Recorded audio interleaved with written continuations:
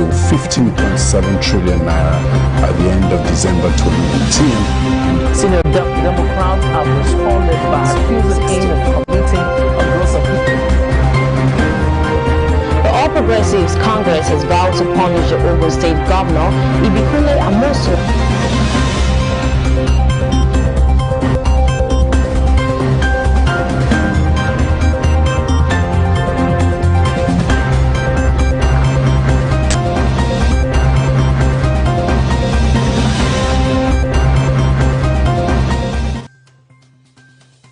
Welcome to Celebration Television News Desk. I'm Belly Squetta and thanks for joining us today.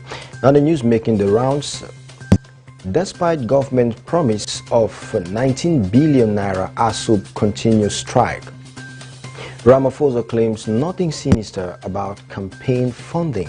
On COVID-19 from France, France aims to reopen except nightclubs by July. Federal government eyes 1 million jobs with digital switch over. And Sports Pepe scores as Chukweze's Villarreal beat Arsenal 2-1.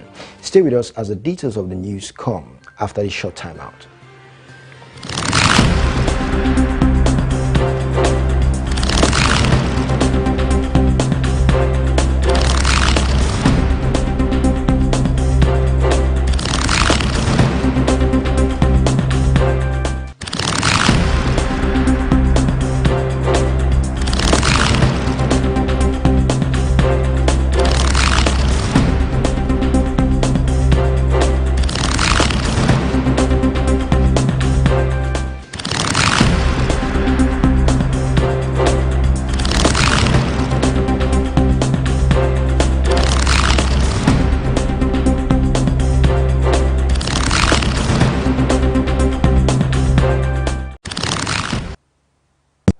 Welcome back. Now the news in full. Despite government's promise of 19 billion naira, ASUB continues strike. The federal government has approved the disbursement of 15 billion naira as a revitalization fund for polytechnics in the country in its bid to get a member of the Academic Staff Union of Polytechnics, ASUB, who have been on strike since April 6 this year to go back to their bids. And also the government has approved another 4 billion naira to pay the backlog of the new minimum wage arrears the polytechnic teachers were owed.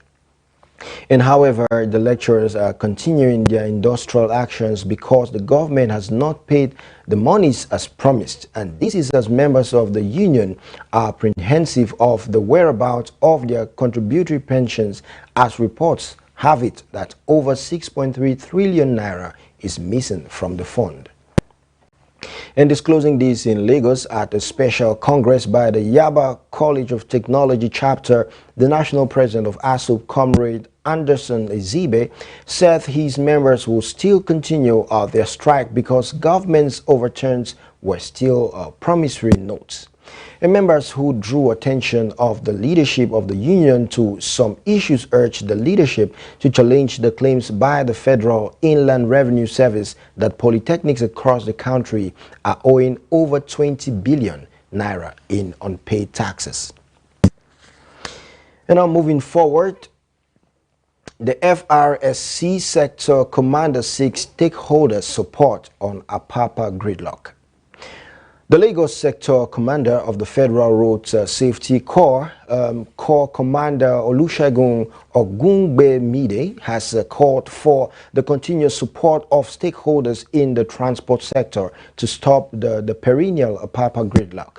And Ogungbemide made that call when the Transport Correspondent Association of Nigeria, the TCAN, Lagos chapter visited the command at Ojodu in Lagos. And he said if all transport stakeholders collaborated with government officials, the traffic gridlock will be a thing of the past.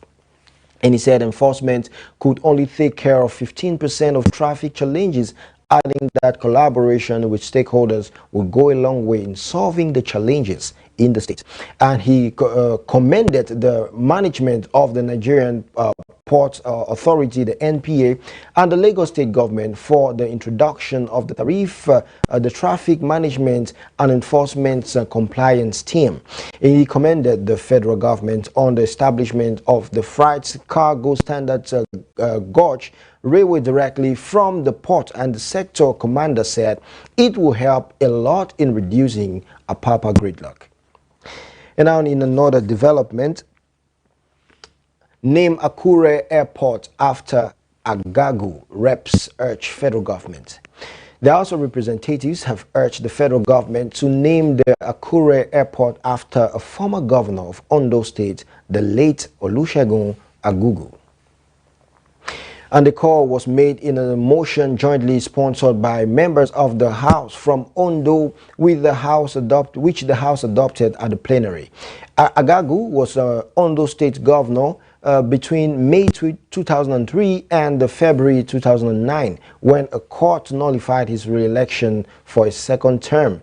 He died on September 13, 2013.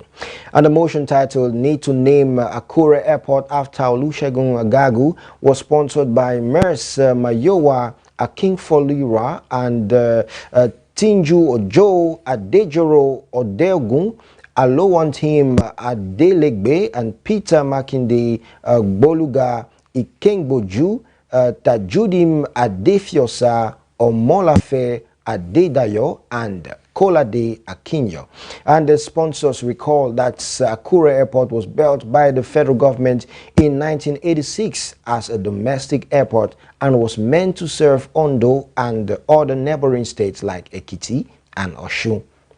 The motion reads, the House is desirous of the need for the federal government to give due recognition to Dr. Olusegun Agagu, who had served in various capacities and demonstrated quality leadership to encourage others to dedicate their lives to service to the nation.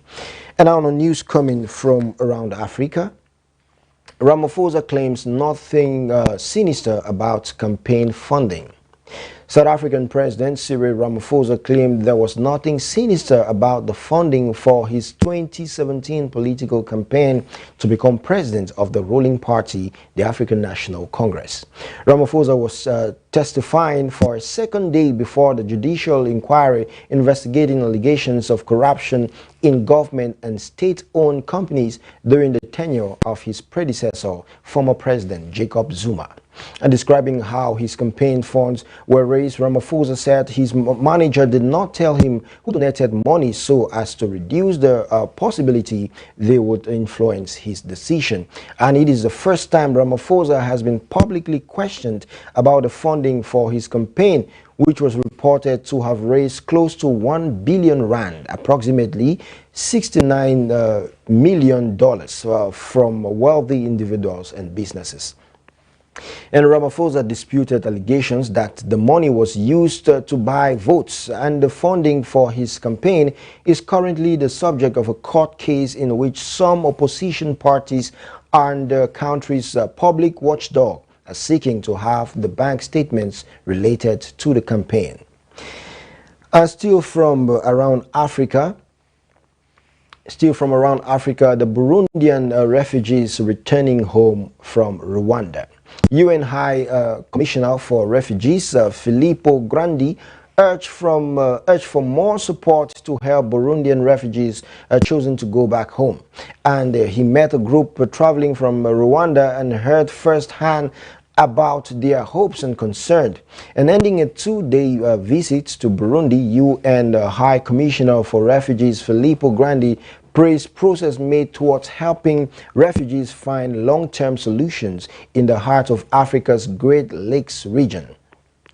And since 2017, at least 145,000 Burundian refugees have been assisted to return home, with more than 25,000 coming from Rwanda in recent months. On average, 2,000 people are being assisted to voluntarily return each week from Rwanda, the Democratic Republic of Congo, and Tanzania. And the High Commissioner accompanied the most recent convoy from Rwanda, transporting 159 Burundian refugees returning home after years of living in exile. And he spoke to families who were aware of the challenges awaiting them, but expressed happiness to finally be going home. And Grandi reiterated that the UNHCR's commitment to continue to facilitate the return of Burundian refugees who have made an informed and voluntary choice to go back. And in February, the UNHCR, together with the government of Burundi and 19 partners, launched the Joint Refugee Return and Reintegration Plan, which appeals for a total amount of $104.3 million US from the international community to assist refugees and returnees and the communities, where they are returning. And I will go on a very short break there. After we are back from that break, we get more updates from Europe.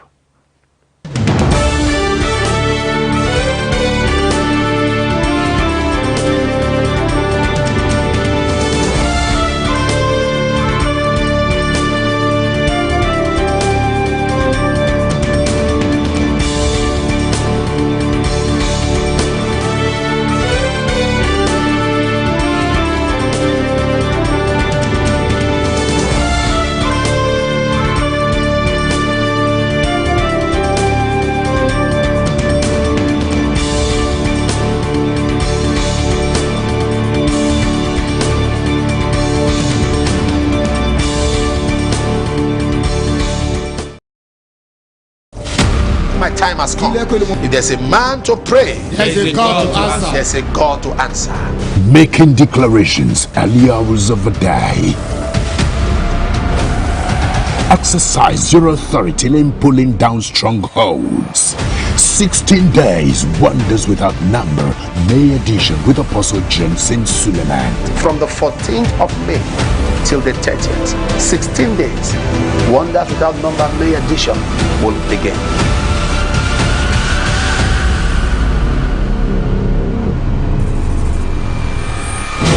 Date 14th through 30th May 2021 by 5 a.m. to 6 a.m. GMT+1. Live on Celebration TV and Sky Channel 598. My time has come.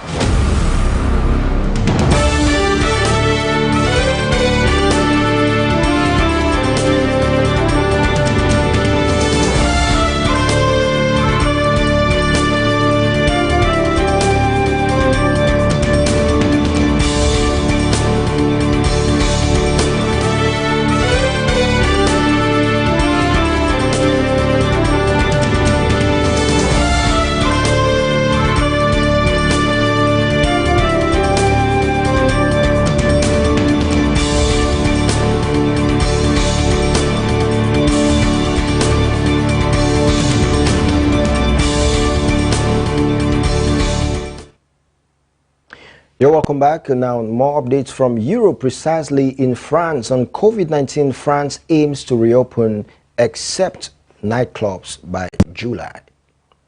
France will allow cafes, bars and restaurants to serve outside and relax a nightly curfew in a planned easing of lockdown measures starting next month. And the 4 stages plan outlined by President Emmanuel Macron aims to largely reopen the country by the 30th of June. And foreign tourists with a COVID-19 health pass will be allowed to visit France again from the 9th of June. And France's infection rate has fallen since introducing a third lockdown, but numbers remain high in some areas. And detailing his much anticipated plan to a group of French newspapers, Mr. Macron said he wanted ease France restrictions in 4 stages. While Mr. Macron said he hoped the measures will ease across the whole country, an emergency brake could be used in territories where the virus is too present. And now more updates from China. China launches the first model of new space station. China has launched a key model of a new permanent space station, the latest in Beijing's increasingly ambitious space program. And the Tyre module, which contains living quarters for crew members, was launched from the Wenchang Space Launch Center on a Long March 5B rocket. and China hoped to have the new station operational by 2022. The only space station currently in orbit is the International Space Station, from which China is excluded. And China has been a late starter when it comes to space exploration. It was only in 2003 that it sent its first astronaut into orbit, making it the third country to do so after the Soviet Union and the United States. And so far, China has sent two previous space stations into orbit. The Tiangong-1 and Tiangong-2 were trial stations, though simple models that allowed only relatively short stays by astronauts. And now moving forward to business news. Federal government eyes 1 million jobs with digital switchover. The federal government has said that the transition from analog to digital broadcasting will create 1 million jobs in Nigeria in the next 3 years. And the Minister of Information and Culture, Alhaji Lai Mohammed, said these are the